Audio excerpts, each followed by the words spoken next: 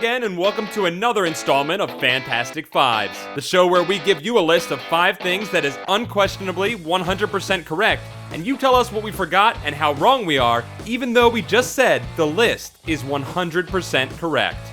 This week, we're looking at the top 5 worst DC Comics events.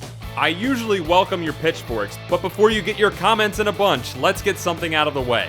Even though this episode has worst in the title, it doesn't mean that all of these stories are necessarily bad.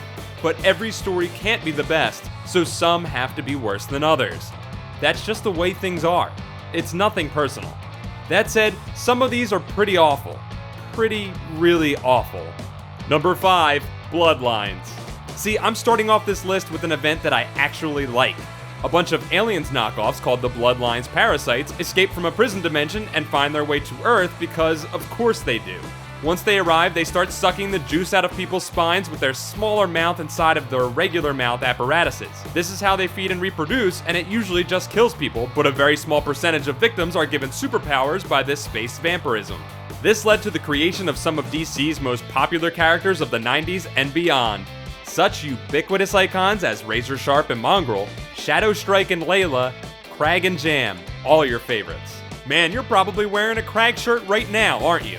Jokes aside, no one remembers most of these characters, but Bloodline's saving grace is that it gave us Hitman, one of the best comics about friendship ever produced. And for that, we can't thank these rip-off xenomorphs enough.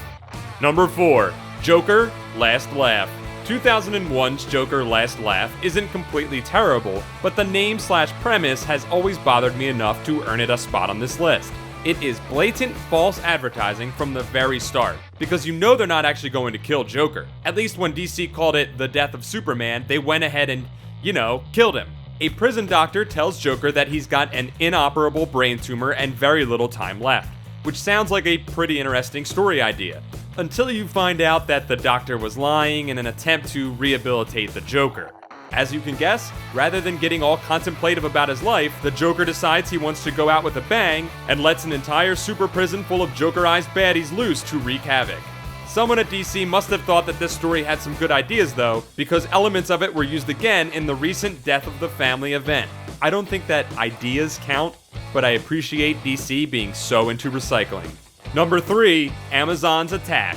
Whenever you call an event Amazon's Attack and put Wonder Woman on the cover, you'd probably expect Wonder Woman to be the main character of the story, but she's barely in it until the last issue. When a story's premise is built around Wonder Woman's mom being mad at the US government for kidnapping Wonder Woman, you'd expect the conflict would be over as soon as Wonder Woman shows up, not kidnapped.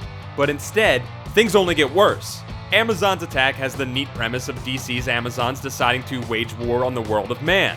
But all the potential premise coolness is squandered pretty quickly in service of a story that is frustrating at best.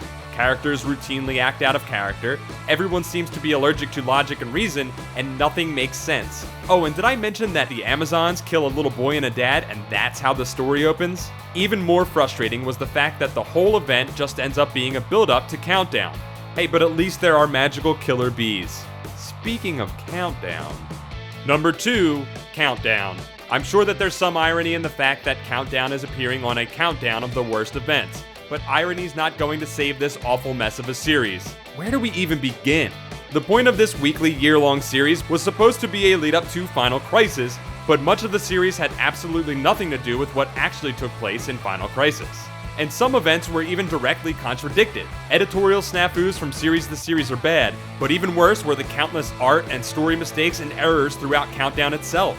It'd be one thing if the story were good, but Countdown felt like a few months worth of story stretched out over a year. To make matters worse, many of these plotlines were completed in other comics. Countdown was also responsible for clogging comic shop shelves with a bunch of tie-ins and miniseries that were equally unsatisfying. And none of this is even getting into how awful the content of Countdown was. But I'll give you one example that says it all. Countdown has a scene where a demon monster threatens to eat Mary Marvel's poop. This actually happened.